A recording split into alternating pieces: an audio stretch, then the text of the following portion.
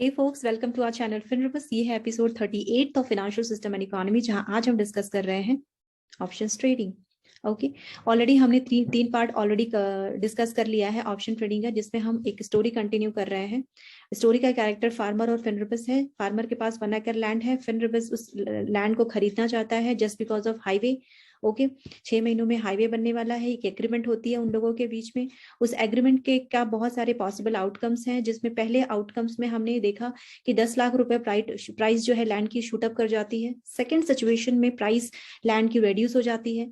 Third situation में stay करती है, सेम कंटिन्यू करती है। ओके, सिचुएशन 1 को हमने डिस्कस किया, जिसमें प्राइस 10 लाख रुपए थी, शूट अप कर गई थी जस्ट बिकॉज ऑफ 1 एकड़ लैंड के बाद हाईवे बन गया था।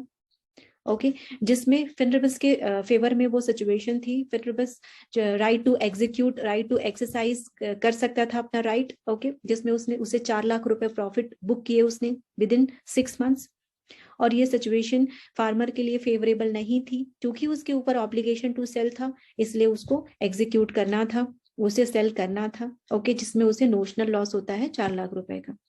ठीक है, सेकंड सिचुएशन हमने देखी, जिसमें प्राइस कोलैप्स कर जाती है लैंड की जस्ट बिकॉज की हाईवे नहीं बनेगा, ये कंफर्म हो जाता है। और बहुत सारी डिसअपॉइंटमेंट बढ़ती है, आसपास के लोग लैंड सेल करके निकलना चाहते थे।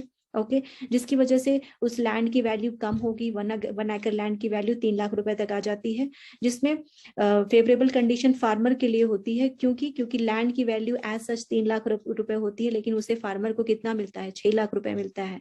ओके, और इससे अभी भी उसे 3 लाख रुपए का प्रॉफिट होता है। तो ये विनिंग सिचुएशन फार्मर के लिए होती है, क्योंकि उसके ऊपर ऑब्लिगेशन टू सेल था, उसके बावजूद उसे 3 लाख रुपए का प्रॉफिट होता है। एंड फिनरबस को क्या होता है?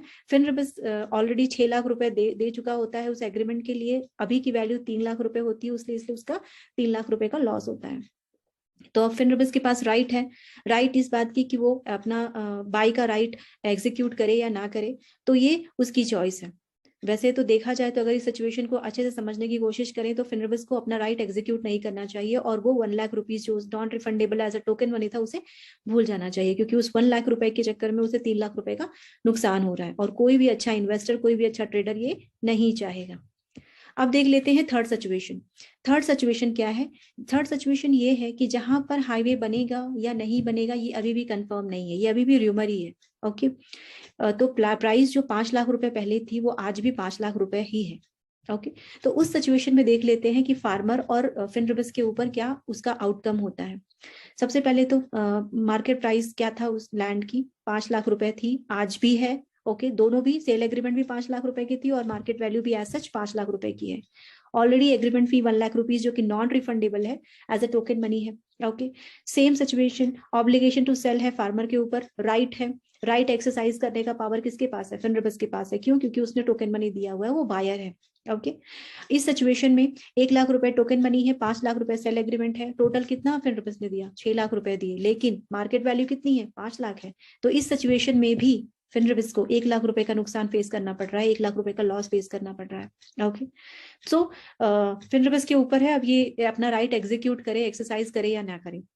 फार्मर के पर्सपेक्टिव से देख लेते हैं कि वो क्यों आएगा सेल एग्रीमेंट में।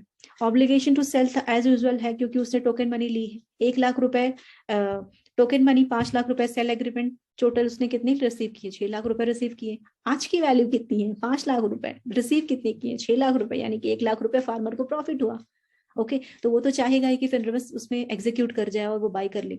ओके, सो ये विनिंग सिचुएशन किसके लिए है? फार्मर के लिए है।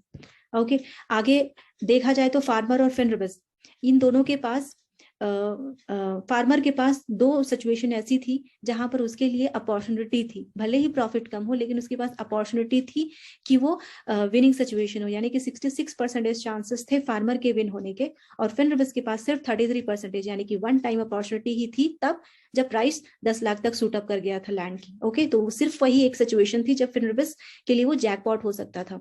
ओके, सो इसी सिचुएशन से बचने के लिए फिनरबस ने क्या किया? फिनरबस ने वो एग्रीमेंट का सहारा लिया, उस प्रपोजल का सहारा लिया कि उसे फ्यूचर में कोई एडवेंचर ना देखना पड़े, फ्यूचर में कोई सरप्राइजेस ना मिले। चूंकि फिनरबस उस एग्रीमेंट के थ्रू उसने अपना लॉस तय कर लिया था कि मुझे लॉस होगा तो 1 लाख रुपए का ही लॉस होगा, लेकिन प्रॉफिट जो होगी वो अनलिमिटेड होगी, क्योंकि उस लैंड की प्राइस शूट अप कर सकती थी 10 लाख रुपए, 12 लाख रुपए, 15 लाख रुपए। ओके, सो यहाँ पर फिनरबिस ने क्या किया, सेल एग्रीमेंट के थ्रू अपना राइट टू बाय एक्सरसाइज किया, और उसने क्या किया, अपना लॉस तय किया और प्रॉफिट अनलिमिटेड के लिए उसने ये अपॉर्चुनिटी अवेल की। ओके, राइट टू एग्जीक्यूट ली, जहां पर उस टोकन मनी के थ्रू सेलर की यानी कि फार्मर के ऊपर ऑब्लिगेशन टू सेल आया।